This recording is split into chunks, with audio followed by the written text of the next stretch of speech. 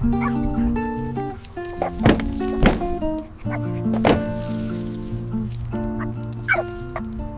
everyone, and welcome. I'm Lele.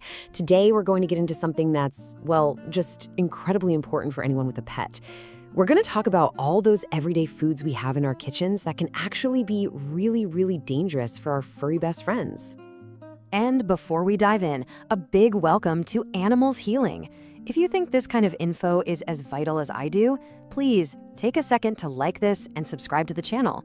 It really helps us keep making content that helps keep our amazing animals safe and sound. So let's just jump right in with a question that honestly gets right to the heart of what we're talking about today.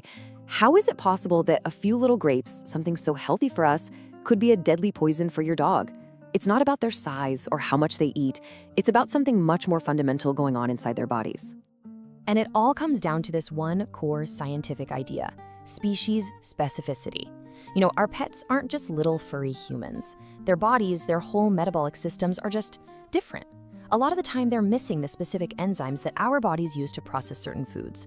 So for us, a food is no big deal. For them, those same compounds can build up and become toxic.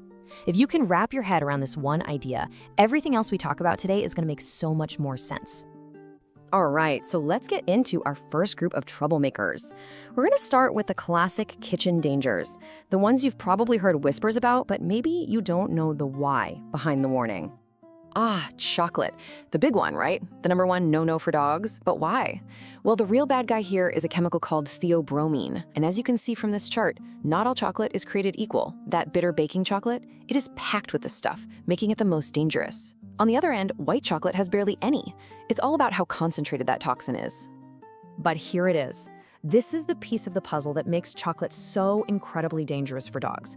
A human can process theobromine pretty quickly, but in a dog, it has a half-life of 17.5 hours. That's a long time. It means the toxin just lingers and builds up and up in their system, overstimulating their heart and nervous system to a point that can, tragically, be fatal. Okay,